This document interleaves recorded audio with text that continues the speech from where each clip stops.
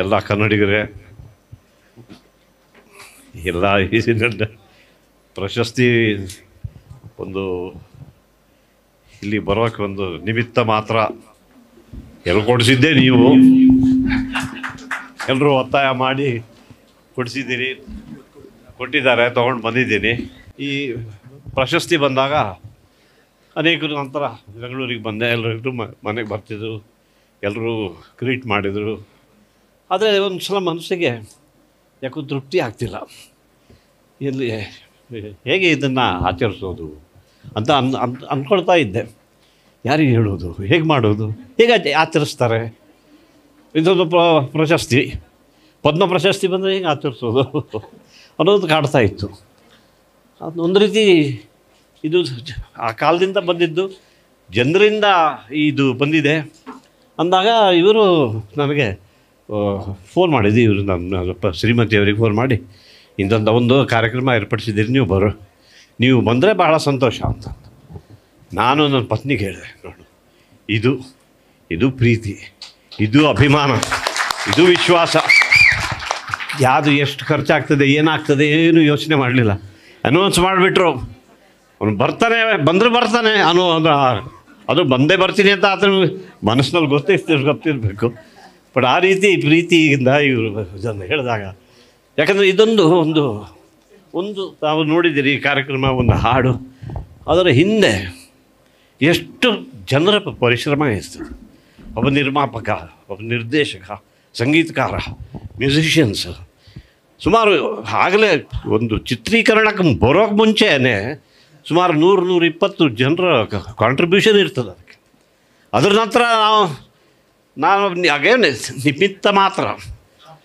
ನಿಮಿತ್ತ ಮಾತ್ರ ಭವಸವ್ಯ ಸಾಚಿನ್ ಅಂದಾಗೆ ನಾನೋ ಇನ್ನೊಬ್ಬನೋ ನಟ, ಹೀರೋ ಅಥವಾ ಹೀರೋಯಿನ್, ಆ ರೀತಿ. ಬಟ್ ಎಲ್ಲ ಶ್ರೇಯ ನಟ ನಟಿಯರಿಗೆ ಸಿಗ್ತದೆ.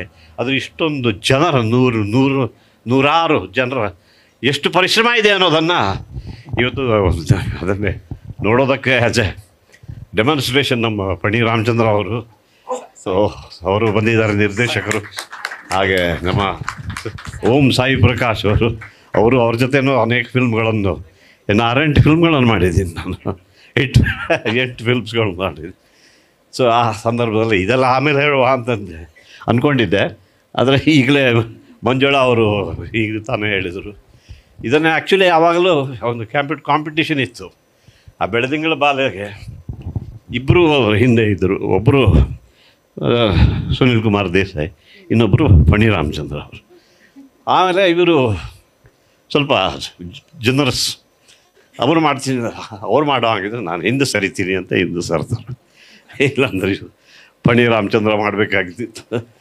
ಈ was the first man to say propose it. ಆದರೆ ಅದಲ್ಲ. ಸೊ ಅದು ಅಂದರೆ ಕಷ್ಟ. ಅಂದರೆ ಅದು ಮಂಜುಳಾ ಅವರು ಮಾಡಿದ ಮೇಲೆ ಅದಕ್ಕೊಂದು ಆ ವಾಯ್ಸಿಗೊಂದು ಸಾಲಿಡ್ ನೆಲೆ ಸಿಕ್ತು. ಯಾಕಂದರೆ ಅಲ್ಲಿ ಪೂರ್ತಿ ಇವನು ಕೇಳೋದು ಫೋನ್ ಮೂಲಕ, ಅಲ್ಲಿ ನೀವು ಶೂಟಿಂಗ್ ಮಾಡೋದು ಕಷ್ಟ.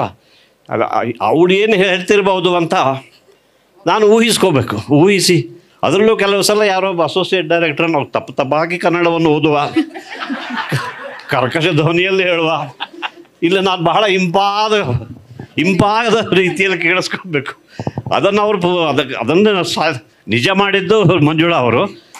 ಬಟ್ ಆ ರೀತಿ ಆಗ್ತದೆ ಸಿನಿಮಾ ಅಂದರೆ.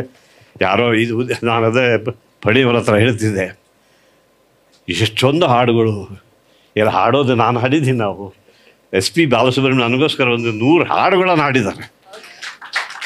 ಜೇಸುದಾಸರು ಒಂದು 10 ಹಾಡುಗಳನ್ನು ಹಾಡಿದ್ದಾರೆ. ನನ್ನ ಭಾಗ್ಯ ನನಗೆ ಬಾಲಮುರಳಿ ಕೃಷ್ಣ ಅವರು ಹಿನ್ನೆಲೆ ಸಿಕ್ತು, ಭೀಮಸೇನ್ ಜೋಶಿಯವರು ಹಿನ್ನೆಲೆ ಸಿಕ್ತು, ಪುರಂದರದಾಸರ ಇನ್ನೇನು ಅಂತ, ಹಾಗೆ ಇನ್ನೇನು ಬೇಕು ಮಗ ಅಂತ ಹಂಗಿದೆ. Thank you.